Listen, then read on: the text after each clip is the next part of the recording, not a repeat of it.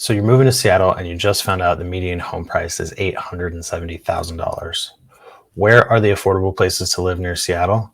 Let's find out. Welcome back to the channel. Matt Hawkins, Seattle Realtor with Real Broker. Today we're going to cover the most affordable Seattle suburbs within driving distance from downtown. There are more affordable places in the Seattle area, but they're a little bit outside of what would be a reasonable commuting distance.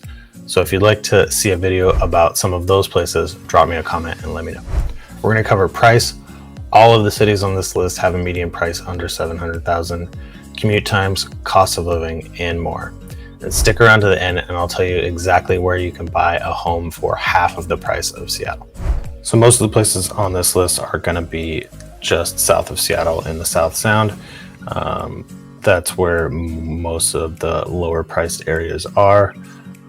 With a couple of exceptions. First up is Everett, Washington. Everett is the largest city in Snohomish County and is the county seat or capital. And as you can see, it is a pretty large area, encompassing up from downtown and North Everett all the way down out to by Mukilteo, the Silver Lake area that goes up against Mill Creek in Snohomish and butts up against Linwood in the south as well. The median price in Everett is $649,000. This place right here is 3 beds, 2.5 baths, built in 2006, just over 2,000 square feet. So this gives you a good idea of what you could get for the median price there in Everett. Niche.com gives it a B- grade with B's for public schools, B- on family, A- on nightlife, and A on diversity with C's and C- for crime and safety and housing. Cost of living, the overall cost of living is almost 25% cheaper than living in Seattle. And for housing, it is almost 47% less than Seattle. So quite a bit cheaper than what you would pay in Seattle. Taking a look at the commute times, it's about a 35-minute commute in the middle of the day from Everett to Seattle. During rush hour, it's 45 to 75 minutes. Transit will take you about an hour and a half. And then if you're down on the south end, because Everett is pretty large and there's a few park and rides in South Everett, you're looking at about 32 minutes middle of the day, 35 to 70 minutes commuting at rush hour, and 48 to 60 minutes for transit. Next up, we have SeaTac, which is home to the SeaTac or Seattle Tacoma International Airport. It's kind of the midway point between Seattle and Tacoma, hence the name SeaTac. And SeaTac was ranked the most diverse suburb in Washington by Niche.com. So you can see it's just south of the city there, and with a median price of $641,000. So let's take a look at what that might get you in SeaTac. So this place, built in 1963, it's a 3-bed, 1.5 bath for 1,740 square feet, listed at just under $650. Commute times from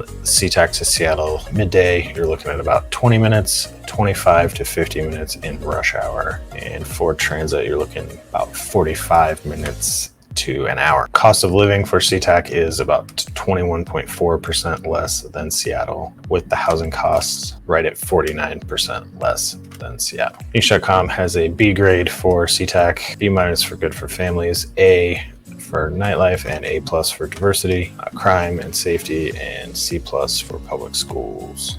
All right, now we have Des Moines, which is just south of SeaTac and is along the water here. Des Moines is locally known as the boating capital of the Pacific Northwest and is often talked about as one of the best places to retire or raise a family. You get the benefit of the waterfront living with proximity to the city at a cheaper price than you would get being up in Seattle. Des Moines features 6 miles of shoreline with public beaches, parks, restaurants, fishing pier, a boardwalk, and a full-service marina. The median price in Des Moines is $585,000. This place is listed at $598,950, built in 1960, 3-bed, 1.5 bath, 1,250 square feet. It's been remodeled nicely.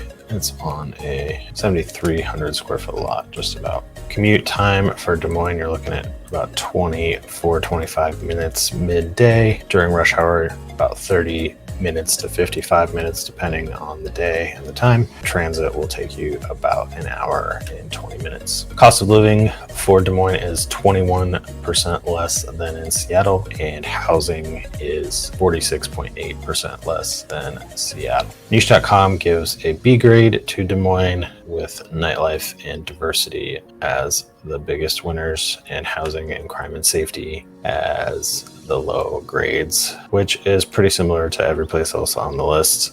Next up, we have Burien, which is just a little bit north of Des Moines and is directly south of the Seattle city limits. Median price in Burien is $665,000, and much like Des Moines, it has a ton of shoreline, public beaches. Seahurst Park is huge, lots of beach and trails and places to explore there. Taking a look at median price, this one's listed at $625,000. Gets you a 4-bed, 2-bath, built in 1953. That is 2,280 square feet on an 11,000 square foot lot, so a good sized lot there, about a quarter acre. So this place has been somewhat updated. It's in pretty good shape. So commute times midday, you're looking at about 20 minutes to Seattle. Rush hour, you're looking at about 25 to 45 minutes. And with transit, you're looking at about an hour. Cost of living overall is 18% less than Seattle, with housing being 41% less than Seattle. Niche.com grade B-, with nightlife and diversity leading the way, and housing with the low mark. Some of the things that stand out about Burien, obviously its proximity to the waterfront, its central location. You're pretty close to everything. Seattle, Bellevue, the airport is just a few minutes away. And Burien was rated the 3rd most walkable city in Washington State. So if you're looking for a place where you can ditch the car and be a little bit more environmentally friendly, Burien would probably be a good one to take a look at. Next, we have Kent, that is just east of Des Moines.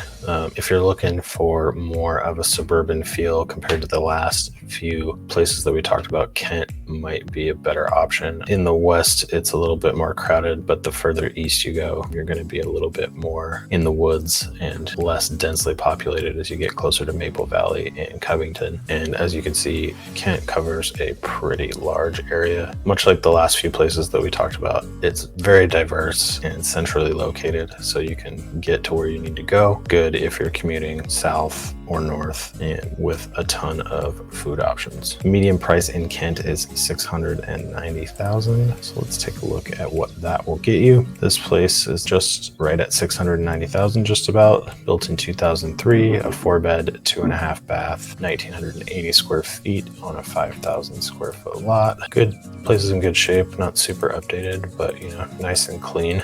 Commute times midday is usually right around 25 minutes. Rush hour is going to take you 30 to 60 minutes, and transit, you're looking at about an hour on the bus. But Kent does have the Sounder train, so you can get to Seattle on the Sounder in about 20 minutes from Kent, which is nice. So if you are looking to be a little further out from the city, but want a not ridiculous commute, Kent is a good option. Hop on the train, be there in 20 minutes. Cost of living, Kent is 18% cheaper than Seattle overall, and housing is 46% cheaper than Seattle. Niche.com grade of a B- for Kent, looking much like all the other ones, with diversity and nightlife A's and the high marks, and crime and safety and housing the low marks. Next up, we have Puyallup, and we are working our way further south. Puyallup is about 10 miles from Tacoma and 35 from Seattle. Originally founded as an agricultural community, it now has one of the largest farmers markets in the South Sound, and is also home to the Washington State Fair. Median home price in Puyallup is $595,000. So let's take a look at what that gets you. This place is built in 2016, 5-bed, 2.5 bath, just under 2,600 square feet on a 4,600 square foot lot. And you can definitely get a much newer home for the median price in Puyallup compared to some of the other places that we've talked about that are closer to the city. This one's pretty good shape. It's only about 6 years old. Still kind of got that new feel to it. Commute time, you're looking at about 40 to 45 minutes midday, commuting from Puyallup to Seattle. Rush hour, you're looking at 55 to 85 minutes. Transit, you're looking at about an hour on the bus, and Puyallup, like Kent, you can hop on the train and get there in about 42 minutes. So another good option if you want to be further out in a place that feels, you know, a little bit more rural, more suburban, that's further, you know, away from the hustle and bustle of the big city, but you can still commute there in a reasonable amount of time, especially if you take the train. Cost of living in Puyallup is 25% less than Seattle, with the housing being 50% less expensive than Seattle. Niche.com grade of a B, B+ for public schools, A- for nightlife and diversity, low marks for crime and safety and housing, much like the other cities, and good for families with a B. Next, we have Auburn, Washington, which is just south of Kent and a little bit north of Puyallup.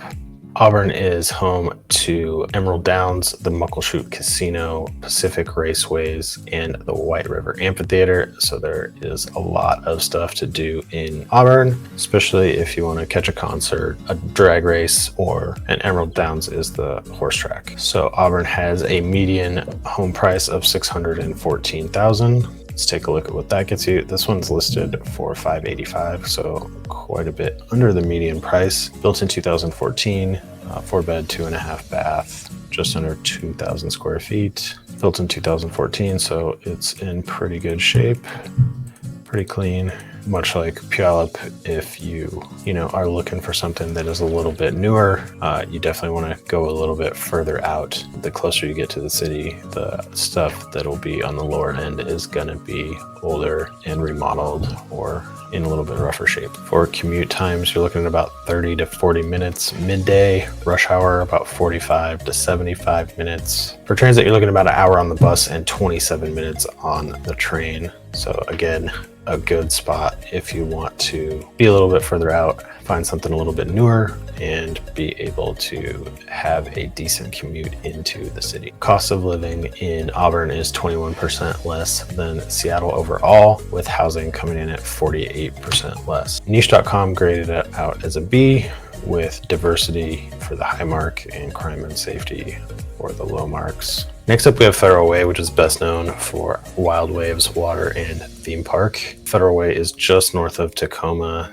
tucked up against the water there, with median home price of $600,000. Let's check out what that gets you. So built in 1989, 3-bed, 2-bath, 2,040 square feet on a 9,000 square foot lot. This is pretty nicely updated, nice and clean.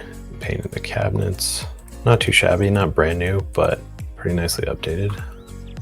Ooh, that tub could use an upgrade, but solid house for $610,000 is where it's listed at.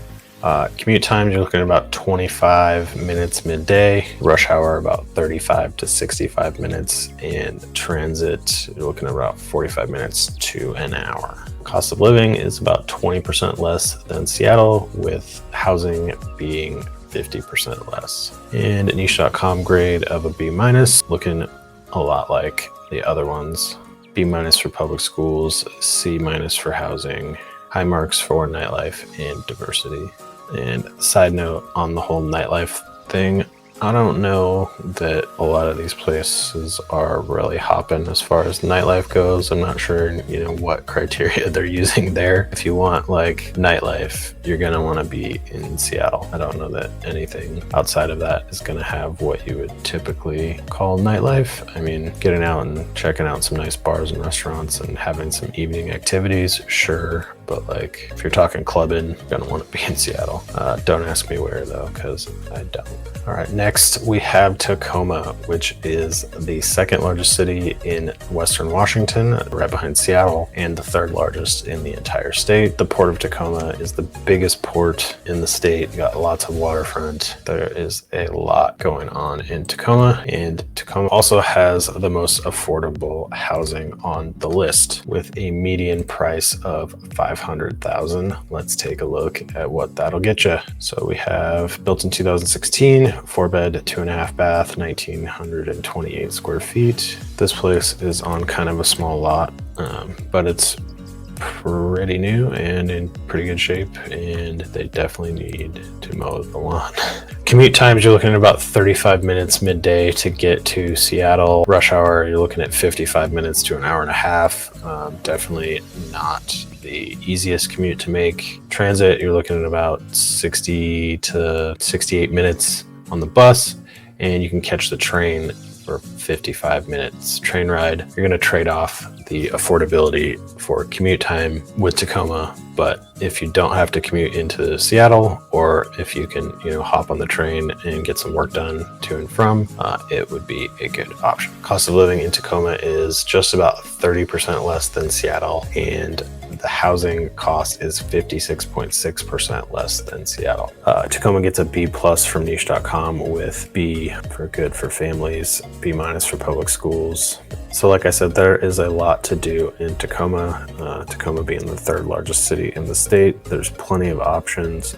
It's affordable, and much like Everett has had a less than stellar reputation in the past, but they're doing a lot of work, putting a lot of resources into the city, and it's definitely a city on the rise. And last but certainly not least, we have Bremerton, which is on the other side of the sound from Seattle. So if you need to have your car with you or be able to drive around, probably not the best option. You can hop on the ferry to and from with your car. It's a great option for people who work downtown. You can jump on the fast ferry and be from Bremerton to Seattle in about 45 minutes and walk to work. Bremerton has a median price of $513,000, and so then this place is listed at $489, 3 beds, 2 baths, built in 2019, 1,876 square feet on a 10,000 square foot lot. So your money's going to go a lot further out in Bremerton. This one's only a few years old and in good shape. So if you are really on the hunt for affordability and commute isn't as much of an issue, Bremerton is a good option. You're also going to have lower property taxes being in Kitsap County compared to King County. Commute times, so this one, like I said, is going to be a little different. You're probably looking, if you jump on the ferry with your car, you're looking at an hour to an hour and a half longer if you're waiting in ferry lines and doing all that. So it can be a little unpredictable. I wouldn't recommend that, but if you jump on the fast ferry, you're 45 minutes, and that one is just a passenger ferry, so you can be home in 45 minutes. Cost of living in Bremerton is 34% less than Seattle overall, and housing is 56.6% less than Seattle. Niche.com gives it a B-, B- for family, B- for public schools, nightlife and diversity, and then crime and safety and housing are low marks, pretty much just like all the other ones. So like I said, kind of an outside the box option, but way cheaper.